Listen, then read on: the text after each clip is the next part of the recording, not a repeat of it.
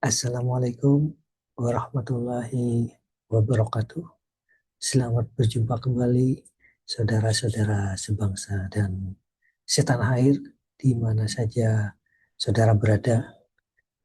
Dan kita akan memasuki pertemuan kelima dalam mata kuliah metode penelitian komunikasi. Semoga pertemuan kelima ini memberikan arti hidup dan makna belajar dalam pendalaman metode penelitian komunikasi bagi saudara-saudara sebangsa dan setanah air di mana saja mahasiswa UT berada. Bijak untuk kalian semua, dan kita akan memasuki materi kelima ini dengan riang gembira. Oke, kita akan membicarakan pada pertemuan kali ini tentang metode analisis isi.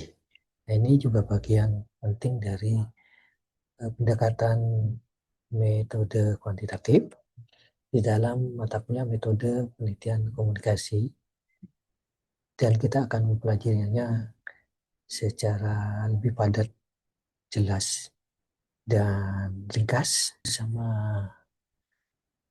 pengampu mata kuliah, Dr. Ara. Mari kita simak baik-baik dengan penuh perhatian.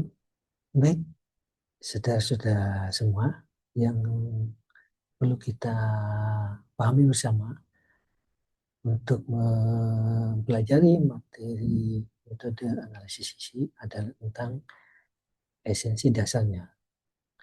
Apakah itu analisis isi? Apakah yang dimaksud dengan analisis isi?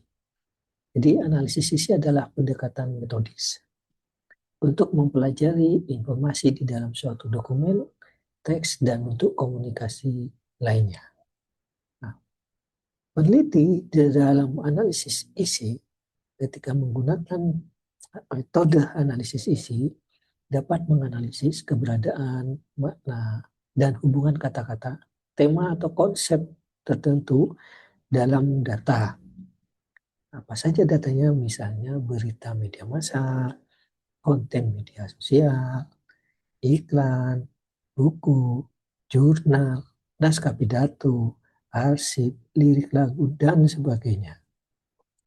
Jika orang menyebut analisis isi, yang dimaksud adalah analisis isi kuantitatif. Hal ini membedakan dengan jenis analisis isi lainnya yang bersifat kualitatif, seperti semiotika, naratif, hermeneutika, analisis wacana, dan lain sebagainya. Analisis isi adalah metode penelitian yang dipakai untuk menyelidiki isi atau pesan teks dengan cara objektif, sistematis, dan hasilnya bisa direplikasi. Tujuan dari analisis ini adalah mengukur dan menghitung aspek-aspek tertentu dalam isi suatu teks. Jadi ini semua adalah esensi dasar dari analisis isi.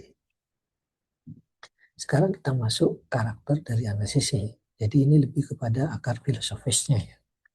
Yang pertemuan sebelumnya saya sudah menyampaikan tentang karakteristik dari metode penelitian kuantitatif dan kualitatif. Nah, kita akan masuk ke pembahasan tentang karakter analisis isi. Apa saja? Ada 5 yang coba saya ketengahkan, dari ontologinya, epistemologinya, data, metode, dan analisisnya. Secara ontologis, metode analisis isi itu cenderung realis. Jadi realis itu maksudnya asumsi dasarnya adalah realitas yang ada dalam teks sebagai kehidupan realitas independen. Jadi independen. Tidak ada campur tangan di luar itu. Itu yang disebut sebagai realitas independen. Sudah terjadi begitu saja. Saya kira begitu ya. Kemudian secara epistemologi itu fiksasi. Makna di dalam teks itu bersifat tetap, sehingga bisa diukur secara objektif dan kalkulatif. Jadi tidak bisa berubah ya, karena sudah dianggap fix. fix secara epistemologi. Sama seperti hukum alam, itu sudah diatur dari sananya, sudah tidak bisa dirubah. Ya pagi, jam sekian sampai jam sekian, siang, jam sekian sampai sekian, malam, dan lain sebagainya. Juga waktu ibadah, kalau waktu duhur jam sekian, waktu asar jam sekian, atau pergi ke tempat ibadah, ke gereja, dan lain sebagainya. Jadi sudah tetap, sudah dari sana ya. Kemudian datanya itu adalah tentu saja teks, karena ini analisis isi tekstual. Jadi apa sih yang dimaksud data teks itu?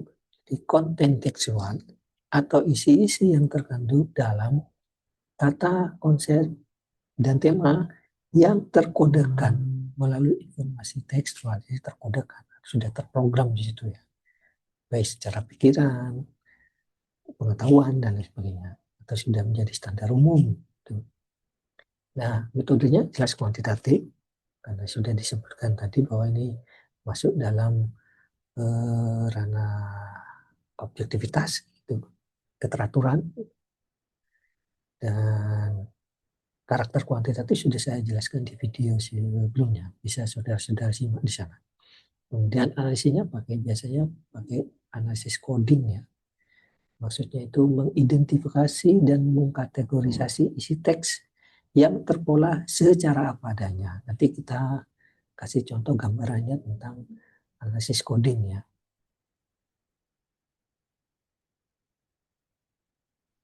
Oke, kemudian kita bertanya-tanya, kalau begitu apa sih bedanya konten analisis atau analisis isi dan discourse analisis atau analisis wacana ya.